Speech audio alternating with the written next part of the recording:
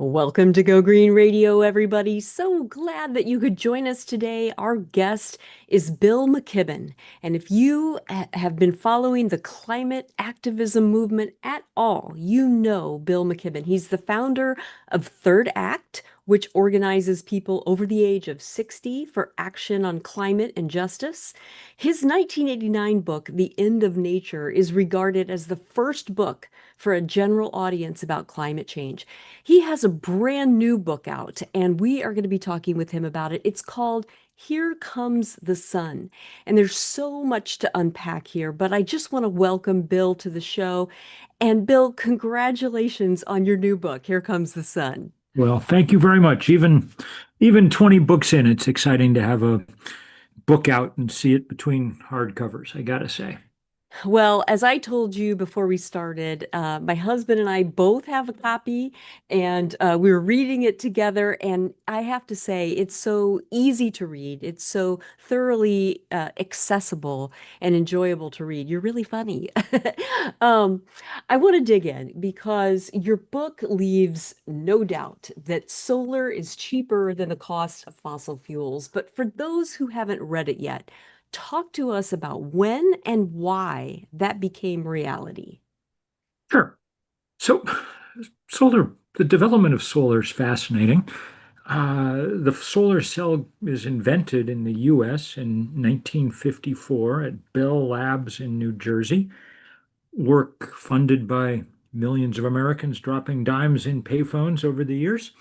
Um, and at first, of course, a solar cell is so expensive that the only thing you can use to power with it is a satellite where you have no choice. But over time, the cost begins to come down. Jimmy Carter tried hard to drive the cost down and was beginning to succeed when he was interrupted by Ronald Reagan. And then the Germans, around the turn of the century, um, passed a law allowing people to get a good price for energy they would generate with solar panels on their rooftops. That spurred uh, the Chinese to figure out how to make these solar panels ever more cheaply.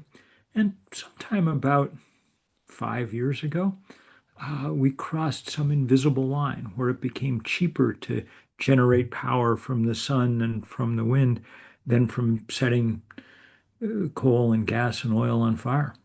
And Hmm. that was a really epochal moment for human civilization. We've been burning things for 700,000 years. That's how Darwin said that fire and language were the two things that marked our species out. But now we don't really need to. And of Hmm. course, the sooner we stop, the better, especially given the peril that climate change now poses for us all. Absolutely. And we're going to dive deeply into that discussion in a little bit. I want you to talk to us about the recent surge in solar installation worldwide and how this caught even the most studious experts by surprise. Well, we tend to predict things from where we are now. And so in 2005 or 2010, renewable energy was still expensive. And people didn't do a good job of forecasting how quickly the price was going to fall.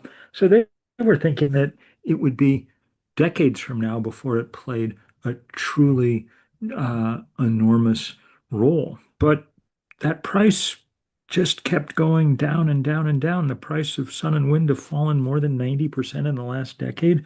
Batteries are on the same curve. So all of a sudden, it made enormous sense.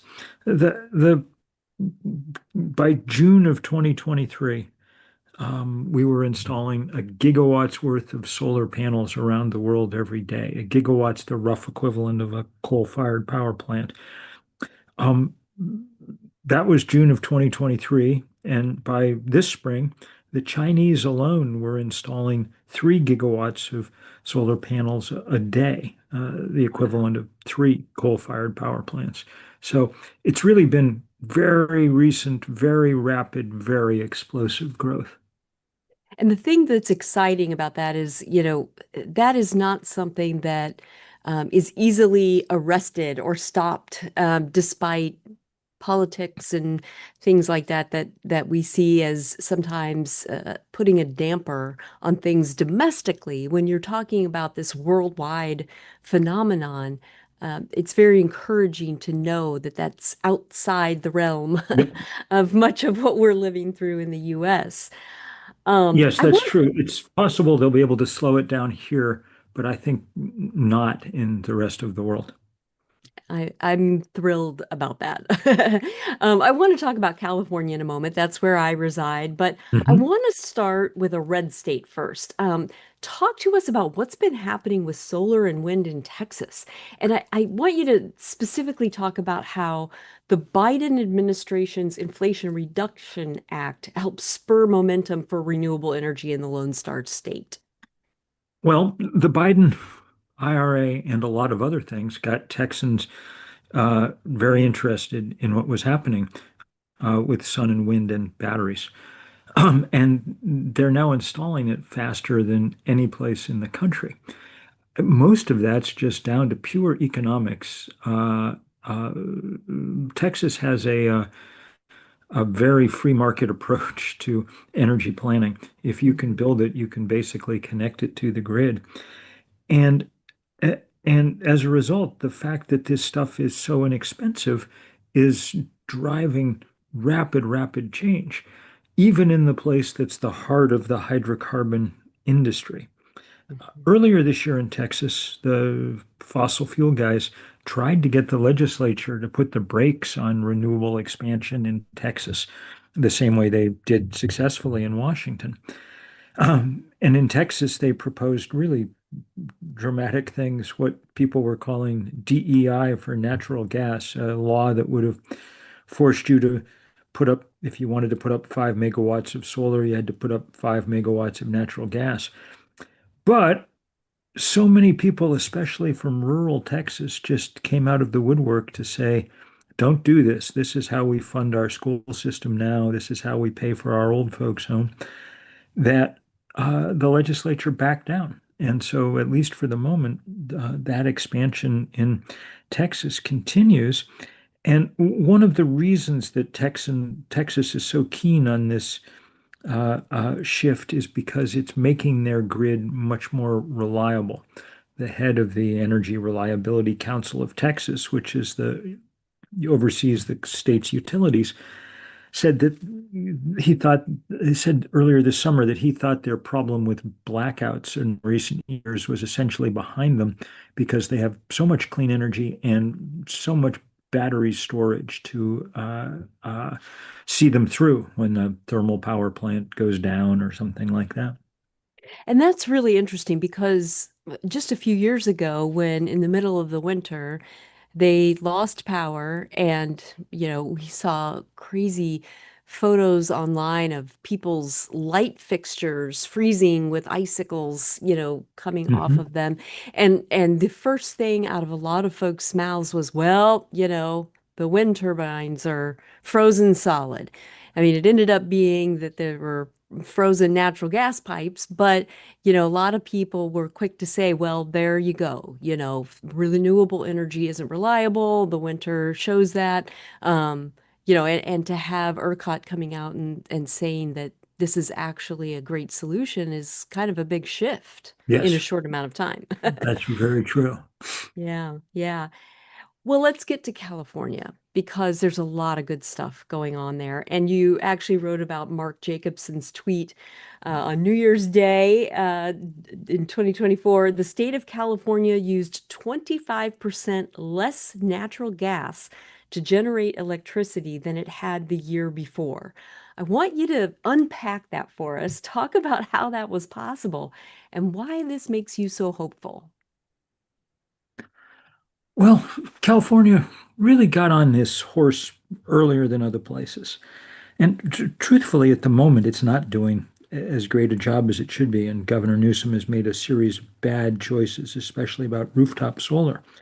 But they've put enough solar and wind and batteries in place over the last 3 years that most days now, California generates more than 100% of the electricity it uses from renewable sources for long stretches of the day.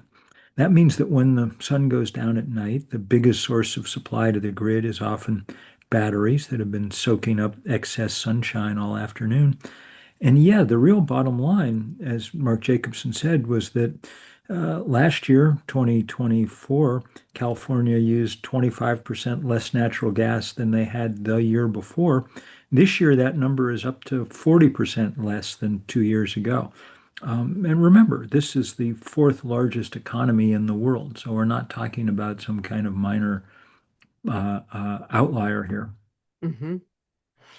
Well, and I've even got a local explanation of, how beneficial coupling renewable energy with battery storage is. I was looking at the energy consumption for a California school district just recently, and we did some analysis in 2019 before they put solar over their parking lot and installed battery storage and what their energy usage is today. And this high school that did the solar and battery combo is was built in 1923. It's old, Mhm. and they did no other energy efficiency work.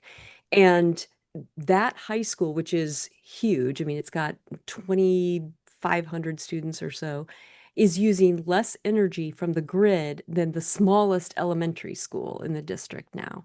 And Mhm. that's all based on exactly what you said, this combination of battery storage and renewables.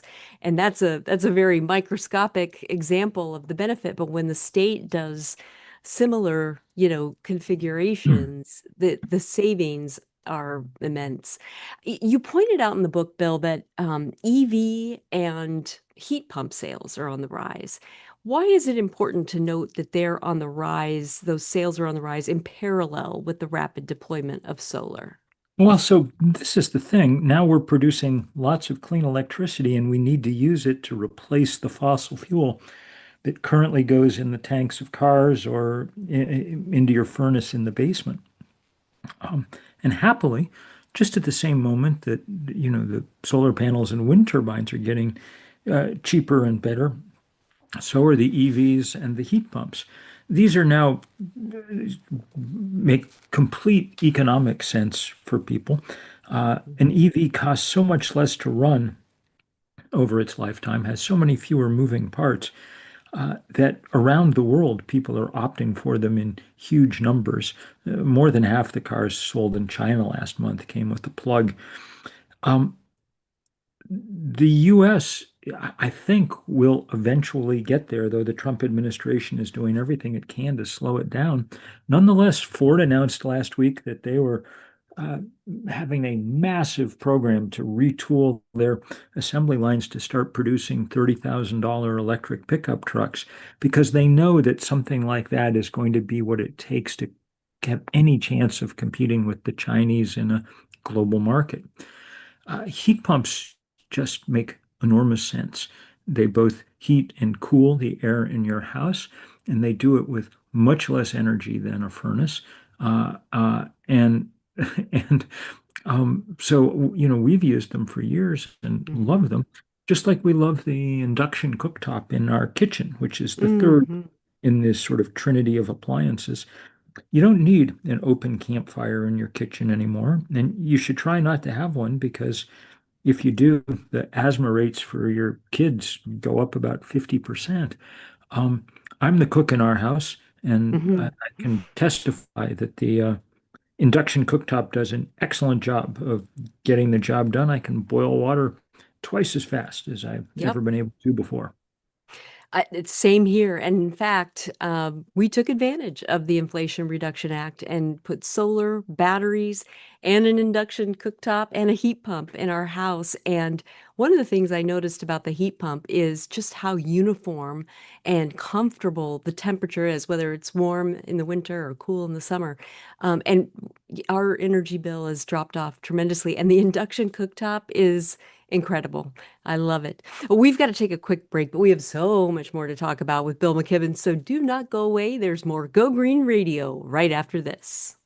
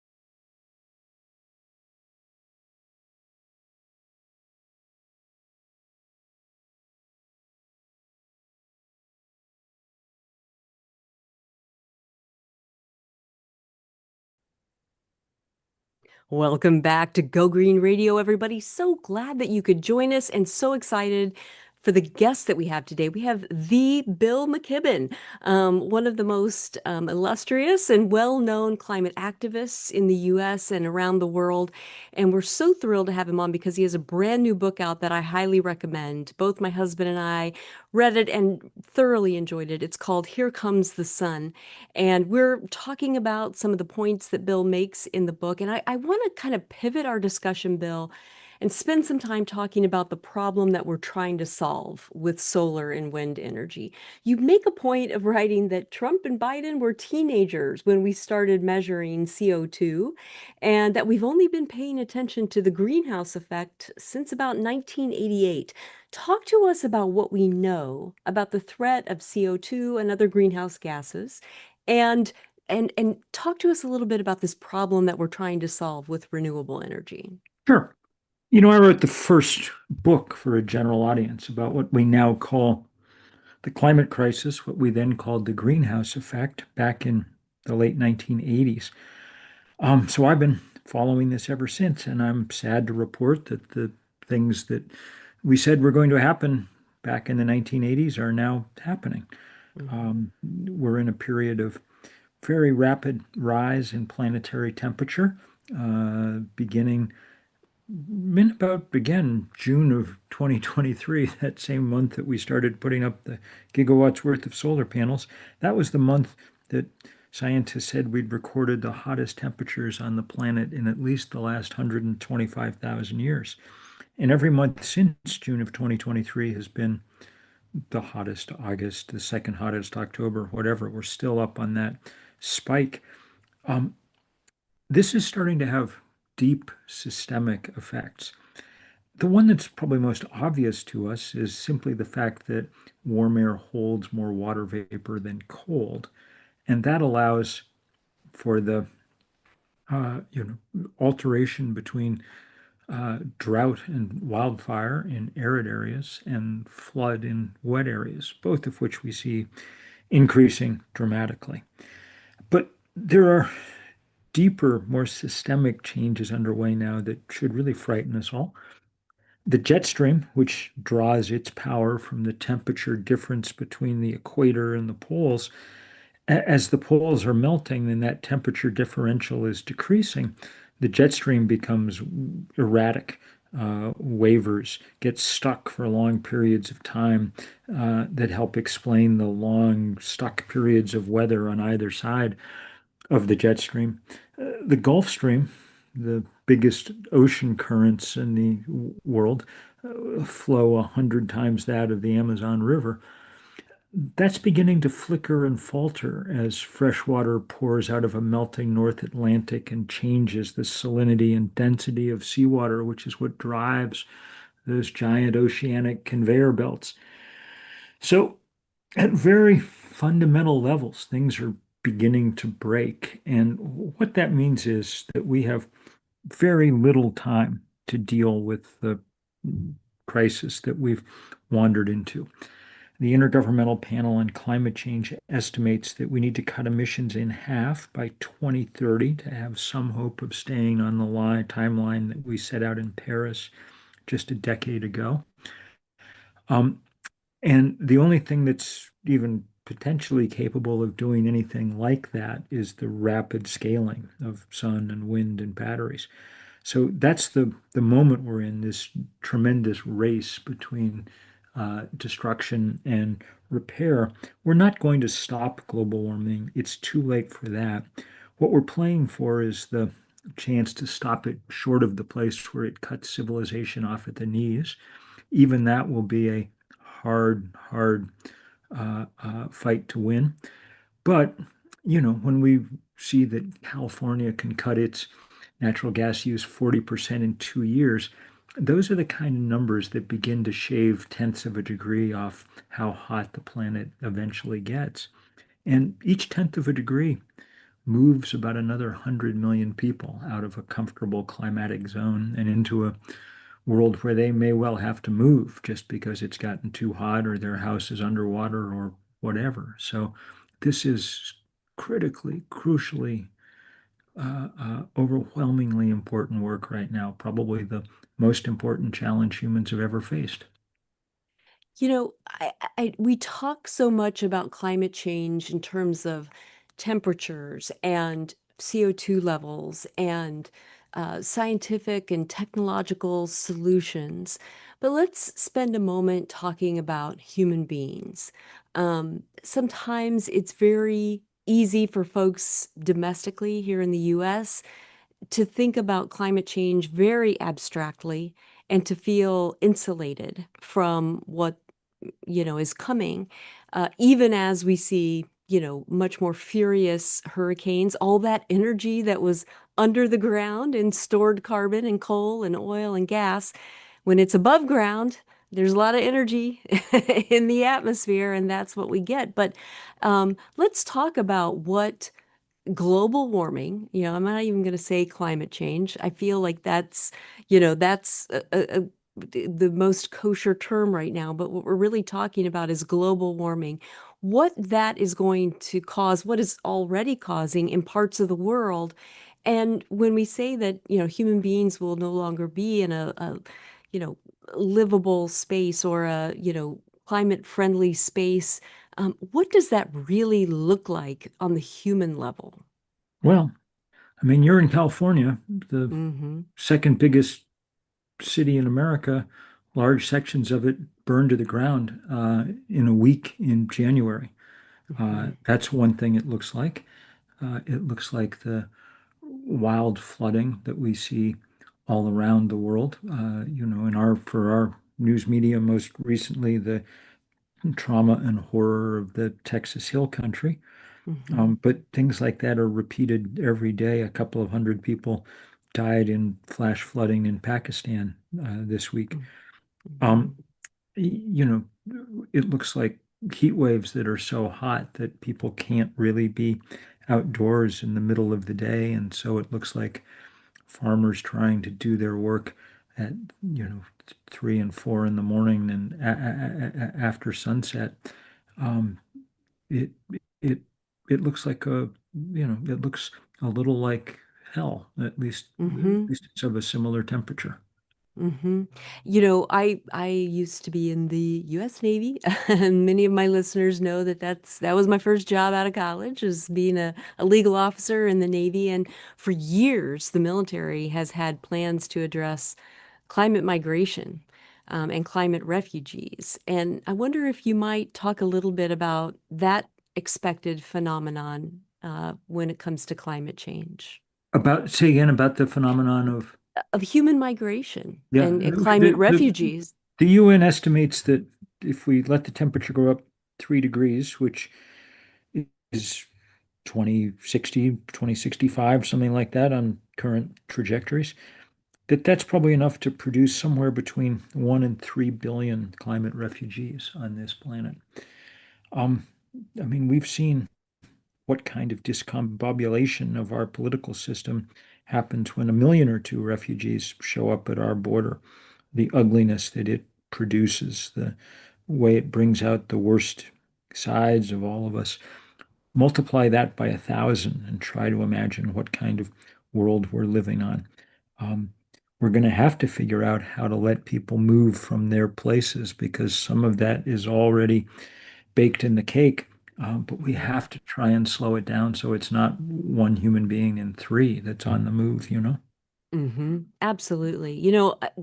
Though we continue to see the record-breaking temperatures that you spoke about, there are still some that do not connect this phenomenon with greenhouse gas emissions, as if this is just a natural cycle the Earth is experiencing. What are the facts, Bill? Well, I mean, there's not like there's any doubt within the scientific community about what's going on, and there hasn't been any doubt for 2 or 3 decades.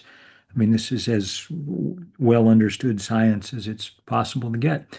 You burn fossil fuels and you release carbon dioxide into the atmosphere. The molecular structure of CO2 traps heat that would otherwise radiate back out to space, and therefore the temperature goes up. And the only questions have been, how fast will it go up and how much damage will that heat do? And the answer so far is faster than expected and more than expected. Hmm. You make a point of saying in your book that, there are a lot of folks who are like, don't scare the public, don't scare people about climate change. And I don't think there's a reason necessarily to be scared, but there's a reason to educate the public so that we can make the best decisions as a society as possible. How do you kind of walk that tightrope of talking about these issues in such a way that voters can be educated and still not, fall into this idea of scaring people so much they just shut down? Well, I think the best way is just to be honest about where we are. I mean, I'm scared, and I'm Hmm. happy to communicate that to people. But I'm also filled with ideas about what to do and things we can be working on. So I communicate that with people at the same time. But we're all, grown-ups here, um, Hmm. and so we deserve to be honest with each other about where we stand, which is not in a good place. I mean, it's Hmm. as scary a moment in our natural world as we've ever had, and as scary a moment in our political world as we ever have, because living in a democracy might have made it easier to deal with climate change. We're seeing just how difficult it is to do anything when you have an authoritarian government like the one that's currently trying to establish itself in Washington.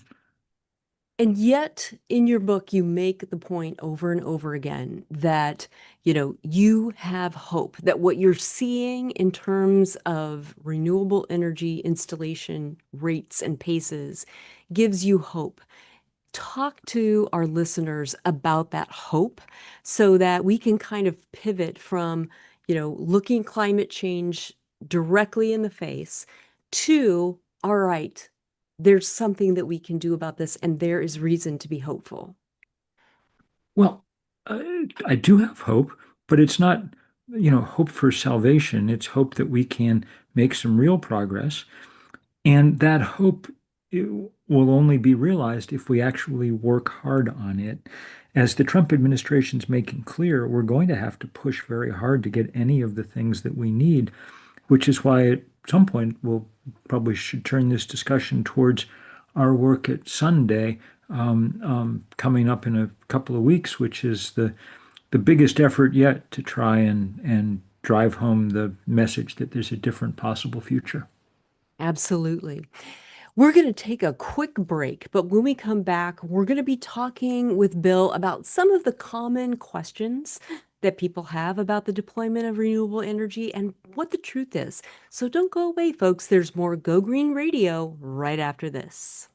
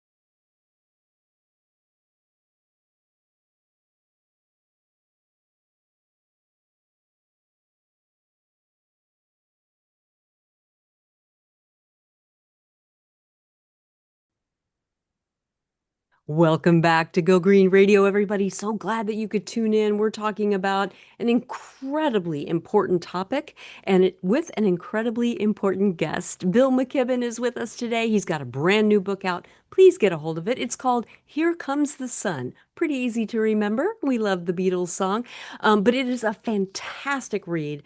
Couldn't put it down.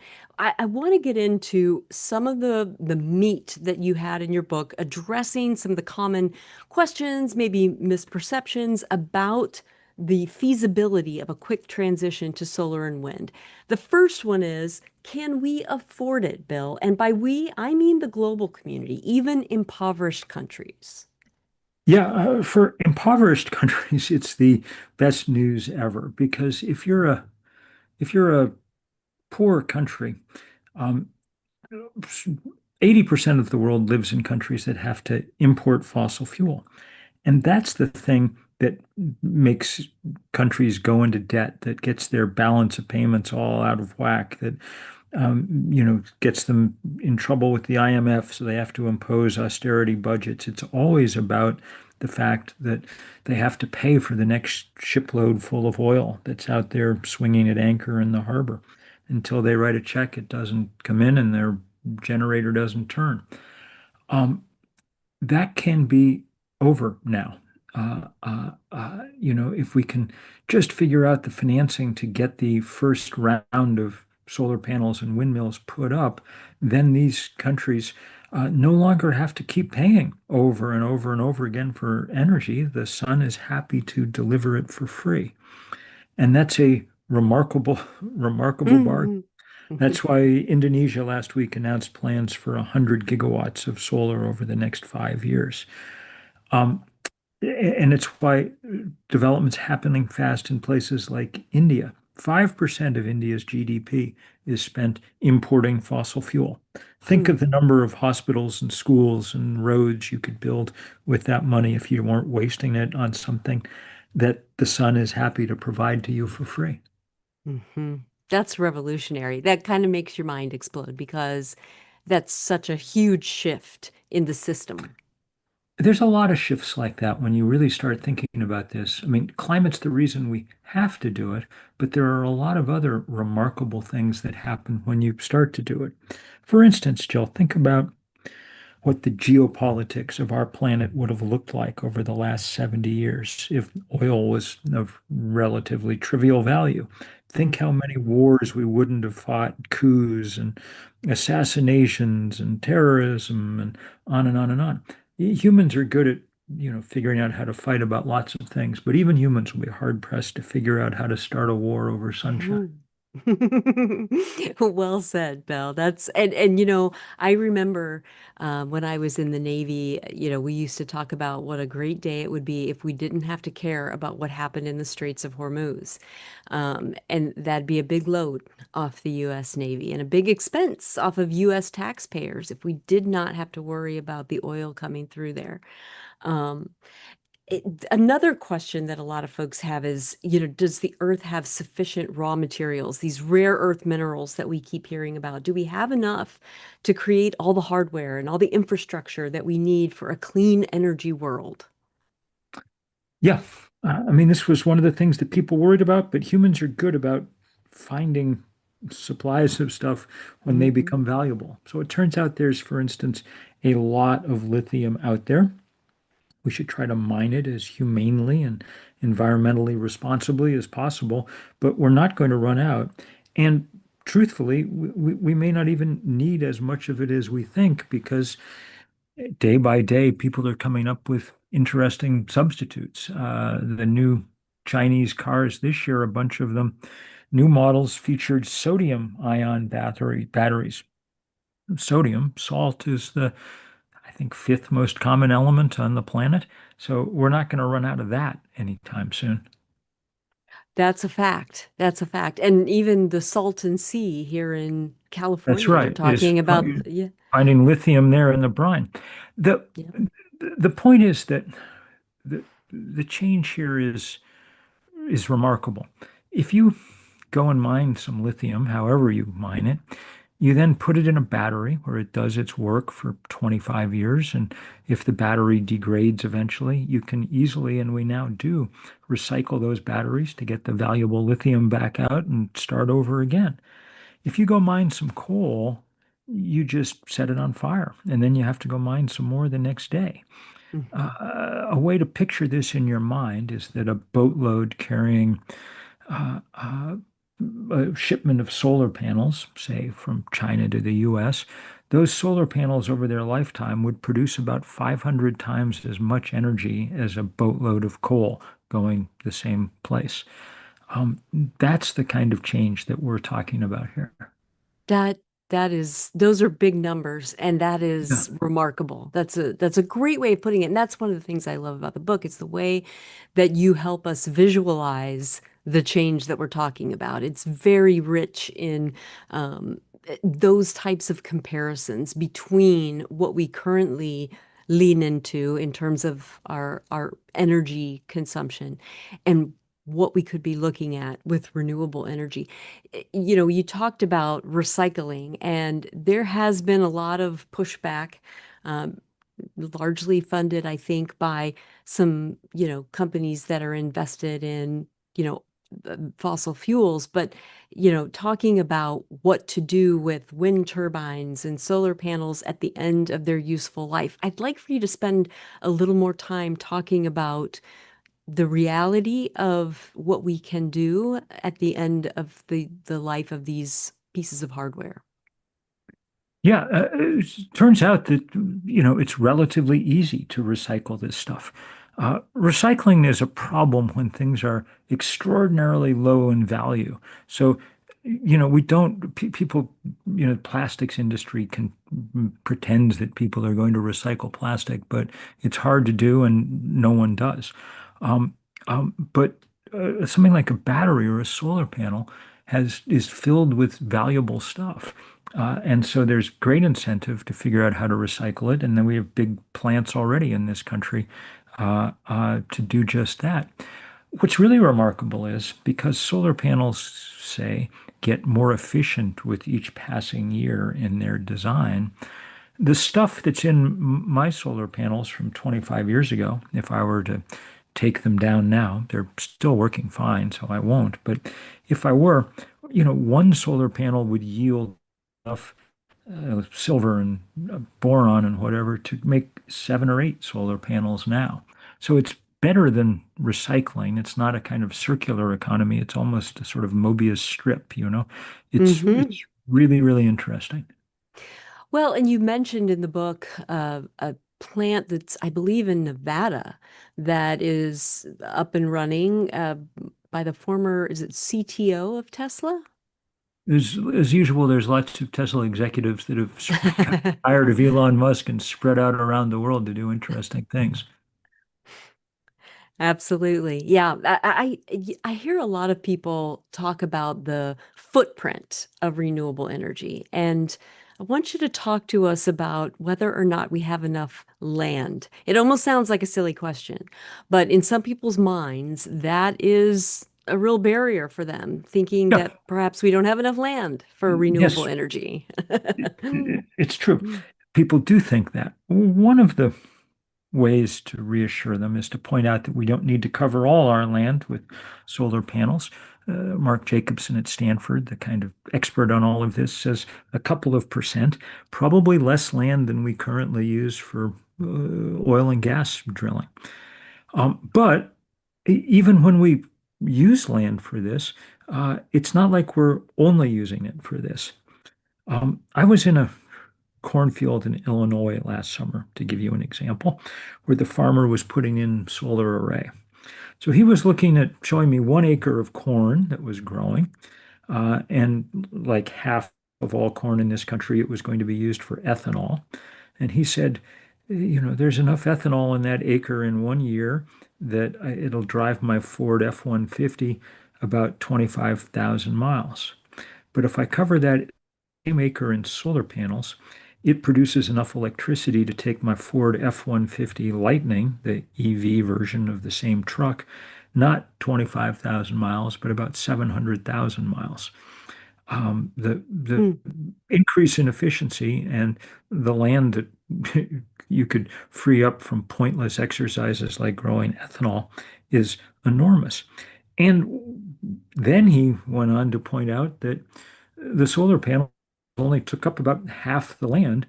In between them, the rows, there was lots of now shaded land. And in a hot world, shaded land is an increasingly valuable commodity. Farmers around the world have started coming up with fascinating ways to make use of the fact that they now have some shade and some water retention that goes with it. I just saw studies from France showing that yields of wine grapes in solar farms were up about 60% because of that shade and moisture. So I think this is one of these moments when people just need to think a little more creatively than we're Hmm. thinking at the moment. Just adjust our view of the landscape a little. I've really come to think that, a windmill on the horizon is one of the most beautiful sights I can see. Mm. And I hope that we can adjust our aesthetic enough to take in the fact that these things um, are beautiful. I so agree, and it kind of comes from some personal background. My grandfather worked in the oil industry, and he actually was blown off the top of an oil rig. And, when he landed, a lot of broken bones, and he had, terrible arthritis the rest of his life. Um, and my father, his son, worked in a coal mine. And you talk about uh, something that is dirty and harmful. I mean, he had health impacts from that, and even was in the mine when there were cave-ins, and lost Yeah. some of his friends. Yep. And I just, I think about these things, and I think about the alternatives. These kinds of accidents, these kinds of harms to workers just don't seem to happen with solar and wind. Yeah. I mean, mining is still dangerous, no matter Mm. what you're mining for. Mm-hmm. But the Rocky Mountain Institute estimates that the amount of minerals we'll need to complete the energy transition by 2050 is smaller in volume than the amount of coal we mined last year. So, in general, those harms should go down. And hopefully, we can stop killing the 9 million people a year who die from breathing the combustion byproducts of fossil fuel, those particulates that lodge in the lungs of people across the cities of Asia and Africa, and that contribute to hundreds of thousands of cases of childhood asthma in this country. We can get some of that stuff out of the air. Absolutely. Absolutely. Well, we're going to take a quick commercial break. But when we come back, we have so much more with Bill McKibben and his new book, Here Comes the Sun. So don't go away, folks. There's more Go Green Radio right after this.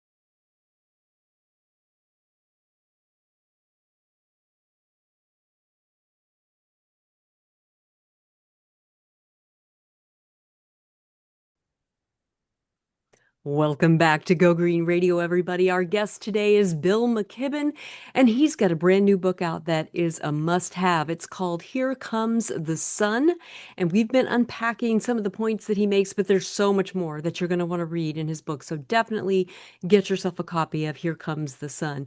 Bill, I want to give you a chance to talk about Sunday, and I'm not talking about that day every day of the week that we all rest. But talk to us about the upcoming Sunday. Yep. Uh, September 21st is the fall equinox, and it's going to be a big day of celebration and protest around renewable energy. There'll be hundreds of events across the country, which you can find out about at sunday.earth. And they're all designed to Well, if nothing else, to sort of help counter the crazy misinformation coming from the administration and elsewhere. The wind causes cancer, or solar is expensive, or all the things we hear repeated over and over again. We have to make the case that this is no longer alternative energy. That's the place we've filed it in our minds for decades. Uh, but it's not that any longer. It's the common sense, straightforward, obvious way to produce power. 95% of new generating capacity added in this country and in this world last year came from renewable sources. So this is not alternative. It's not the Whole Foods of energy, nice but pricey. It's the Costco of energy, cheap, available in bulk, on the shelf, ready to go. And Sunday is about driving that message home. And it's also about pushing for the policy changes. We're not idiots, so we know that nothing's going to happen in Washington till the next election. But there's a lot that can be done at the state and local level, particularly to change the way that we permit things like rooftop solar. In our Mhm. country, it costs 3 times as much, takes 10 times as long to put up solar panels on your roof as it does in Australia or the EU. That's mostly because we have 15,000 municipalities in this country, each with their own set of rules. It takes forever to get the permits and the inspections, and all of which is unnecessary because this isn't dangerous stuff. Mhm. 40% of the households in Australia have solar on the roof, and it's not like there's some epidemic of, rooftop solar fires. If there were, trust me, Fox News would be informing you about it 24/7. Um, so there's lots and lots that can be done, and it can be done not just in blue states, but in red. Earlier this year, about 3 months ago, Utah became the first state in the country to legalize what we call balcony solar. This is something that millions of Europeans have embraced over the last 2 years. They go to whatever the German equivalent of Best Buy is and come home with a solar panel for a few hundred euros that they hang from the railing in their apartment balcony, plug directly into the wall, and that's that. Often they're producing 20% of the power that they use. It's a remarkable achievement, and it's illegal everywhere here, except in Utah, but we can make it legal in lots and lots of other places. So apartment dwellers can join homeowners in this renewable revolution. I love it. Kudos to Utah. Way to go, guys. Um, there are a lot of folks who would say to you, well, Bill, if renewable energy is so affordable, why not just let the market forces eventuate, the demise or the waning of fossil fuel, if it's so much more expensive? Yep. Why do we have to push? Why do we have to force it? Well, one would be, I'd be happy to do that, truthfully. The Mhm. problem is that climate is a time test. And if we don't do it quickly, then we will completely fail that test. That is to Mhm. say, once the Arctic melts, no one has a plan for freezing it back up again. So we have to push really hard. As I said before, the IPCC thinks we have to cut emissions in half by 2030, which is not very far away. So we No. best push some. That's what Sunday is about, to demonstrate the real constituency for this kind of change. What will it cost us to do nothing? Well, the last dollar estimate I saw for the damage from climate change, unabated climate change, by the end of the century was $551 trillion, which is more money than currently exists on planet Earth. So I guess you could say it would cost us pretty much everything if we Hmm. don't get to work on this fast. But if we don't make this change, it also, in the short run, just costs us a ton of money because we have to keep buying coal and gas and oil. Big study from Oxford said the world will save tens of trillions of dollars simply by making the rapid switch to renewables, just because you no longer have to pay these fuel costs. That's why, of course, the fossil fuel industry hates it all so much. Um, if they're selling 40% less natural gas to California, That's a deep threat to them, and that's the reason they spent unprecedented amounts of money on the last election cycle, and now are gaming the system to try and uh, do everything they can to slow down this energy transition. And that's why those of us who care about it need to try and speed it up. Hence Sunday.Earth and all the other things that we're engaged in. Why doesn't big oil just become big solar? Because they make less money. That's the point here. Hmm. You can make money putting up solar panels, and there will be solar billionaires, but you don't have a commodity that you can hold in reserve and hoard and dole out every month for another check. Um, Hmm. Sunlight is free. It's available everywhere. The breeze blows across the entire planet. That's the huge threat to the fossil fuel industry, and it's why now they fight so hard and why we must fight so hard. And I think, the way that I would say it to folks is, they're selling a consumable. And, that is not the model, the business model of renewable energy. We're not selling something that is constantly in need of replenishment. This hardware will last for a long time. The sun, the sun already gives us light and warmth and food via photosynthesis, and now it's willing to give us all the power we could ever use, and it would be a sin to waste that. Hmm. Agreed. Now, Bill, I know that a lot of our listeners are thinking, okay, I get it. I'm on board. I'm going to buy the book, but I also want to know, give me two or three concrete actions that I can take in the next month or, quarter to really be part of this forced march, this push for a more rapid transition to renewable energy. If you What don't do you have, tell them? well, if you don't have solar panels on your house now, it's a good time to quickly investigate the possibilities because the federal tax credit that the Republicans have killed doesn't actually die until midnight on New Year's Eve. So there's still some of Joe Biden's money out there to help with that transition. EVs through the end of September. Um, Beyond that, get involved in this political fight. Sunday.Earth is a good and beautiful place to start. And once it's through, once we're past Sunday and September 21st, lots and lots of the groups involved will be continuing to carry this fight. The work we're doing at Third Act with older people like me has been, I think, particularly effective. And so if you happen to fall into that age group, come join us at thirdact.org or tell your grandparents about it. I love it. And I'm going to challenge myself to do something that I haven't done. And I'm going to challenge all of our listeners in the same boat to do this. If you have solar, if you have an induction cooktop, if you have an EV, if you have a heat pump, if you've been invested in battery storage, talk about it on social media, in emails, to your friends. Talk about why you love it and how it's changed your own life. It's really powerful. I think when neighbors talk to neighbors and family members talk to family members about the good news that bringing these technologies into your own personal life have. And so I'm going to challenge everybody to do that one more thing.